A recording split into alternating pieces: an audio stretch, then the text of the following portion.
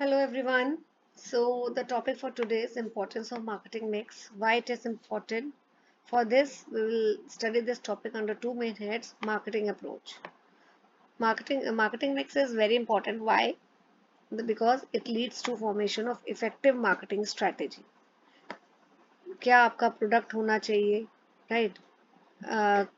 कौन सा channel, distribution channel होना चाहिए for your product, whether the channel should be short, whether it should be long, ज़्यादा middleman रखने हैं, कम रखने हैं, प्राइस क्या होना चाहिए प्रोडक्ट का, प्रमोशन कौन से हमें टूल्स यूज़ करने चाहिए, एडवर्टाइजिंग या सेल्स प्रमोशन, तो वो हमें कैसे पता लगता है? Through the marketing mix, while designing the marketing mix. So therefore it provides the organization with all-inclusive and holistic marketing approach. Second, under this we will study under the head value creation. Whatever goods and services we are going to provide to the consumer, it should be delivered to the customer at the right place, right time, and in right quantity, right? Price भी reasonable होना चाहिए. If we are providing the goods to the customer according to their taste and preference, तो इससे क्या हो जाएगा? They will be satisfied. It will lead to customer satisfaction, and if the customers are satisfied, they are going to view the product favorably. It leads to value creation. So designing marketing mix, suitable marketing mix is important क्योंकि इससे value creation होता है. Okay, now types of marketing mix. They are of two types. You can see very much here. The first is product marketing mix and the second is service marketing mix. Now, what is product marketing mix? It has four elements: product, price, place and promotion. What is service marketing mix? जो four आपके ये वाले elements है, product, price, place, promotion, वो तो same है जो product marketing mix में थे. In addition to these four, three additional are there. So in total services marketing mix में कितने एलिमेंट्स हो गए? 7 P's. 7 P's are there. So three additional कौन से हैं? People, physical evidence and process. ठीक है, तो see I expect you all to make such kind of diagram. जब भी आप अपना पेपर में आपको आता है कि what are the two types of marketing mix या what are the various types of marketing mix, तो आप पहले ऐसे लिखिए जैसे मैंने यहाँ पे आप इस वाले नोट्स में आपके साथ शेयर किया है, प्रोडक्ट एंड सर्विसेज. फिर प्रोडक्ट की फर्दर क्लासिफिकेशन ऐसे शो करिए and then service marketing. Sorry, यहाँ पे बेटा इधर प्रोडक्ट लिख दिया है, it should not be product. यहाँ पे आप ठीक कर लीजिए, मैं लिख देती हूँ, it should be service marketing mix. यहाँ पे इधर लिख दीजिए, ये सर्विस आप इधर कर दीजिए, सर्विस मार्केटिंग मिक्स, राइट? तो it is not product, it is service marketing mix. इसमें आपके 7 एलिमेंट्स है. So what is product?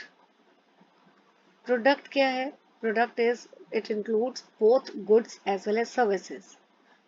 Product पे टेंजिबल गुड्स भी आते हैं which you can touch, see, feel. Intangible भी आते हैं, services which you can not see, you can not touch, but you can only feel. Now, how you are going to define product? Product क्या है? It is defined as anything that can be offered to a market to satisfy a want. Now, product की हम further सब classification करते हैं on various bases. First is usage, second is durability, third is tangibility. Usage के basis में आप देख सकते हैं इधर, यहाँ दो सब classification है, consumer and industrial goods. Durability में अगेन यहाँ पे भी दो सब क्लासिफिकेशन है, durable goods and non durable goods. Tangibility, two sub classification, tangible goods and intangible goods. तो अगेन जो मैंने अभी पहले आपको बात बोली है वो ही आई एम रिपीटिंग. अगर ये आपका आता है कि what are how the product is categorise on what basis. तो जब आप इस टॉपिक को एक्सप्लेन करेंगे, I will advise you to make such kind of diagrams, right. So let's start on the basis of usage. So on the basis wait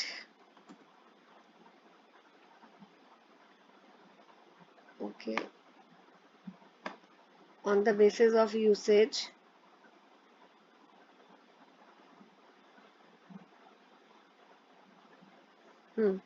there are two types, consumer goods and industrial goods. ठीक है, इधर मैं लिख देती हूँ, वो ना right की रेड कलर की वजह से वो हाइड हो चुका है. So it is on the basis of usage. What are consumer goods? Consumer goods वो गुड्स होते हैं which are meant for personal consumption. जैसे आप ब्रेड, बटर, मिल्क लेकर आते हैं, तो that are consumer goods. Industrial goods, they are meant for consumption or use as inputs in the production of other products और provision of सब service. जैसे अगर आप सी मिल्क अगर आप अपने घर में लेकर आ रहे हैं कंजम्पशन के लिए, that is a consumer goods. लेकिन अगर वही मिल्क, अगर कोई स्वीट शॉप है, हल्दीराम है, वो मिल्क खरीद रहे हैं not for consumption but to use it as a raw material to make sweets, barfi बनाने के लिए, तो it will be classified as a industrial good. मतलब कि वो गुड्स कंजम्पशन के लिए नहीं यूज हो रहे हैं, वो इनपुट या रॉ मटेरियल की तरह यूज हो रहे हैं, right. Now on the basis of durability, durable goods and non-durable. What are durable goods? जो which are used for a longer period of time, जैसे refrigerator, washing machine etcetera. Non durable opposite है उसका, जो normally consume हो जाते हैं one go में या एक दो यूज के बारे में, यूज के बाद. जैसे आपका नॉन ड्यूरेबल गुड्स आपका हो गया कर्ड हो गया, मिल्क हो गया, they are non durable goods. या फिर आपका क्लोथ्स हो गए, right, they are non durable goods. Then tangibility, tangible goods and intangible. Tangible आपके कौन से हो गए? जो you can touch, feel and see. Example pen, paper. Intangible refers to services. Services को हम इंटेंजिबल बोलते हैं क्योंकि हम सर्विसेज को देख नहीं सकते, टच नहीं कर सकते, सिर्फ फील कर सकते हैं.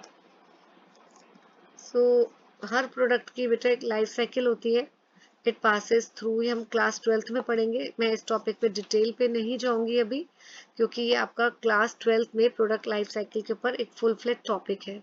So, but for the time being, you should know that every product passes through a life cycle. There are various stages, namely introduction, growth, maturity, and decline. Now, price I'll be covering in the next video. Thank you.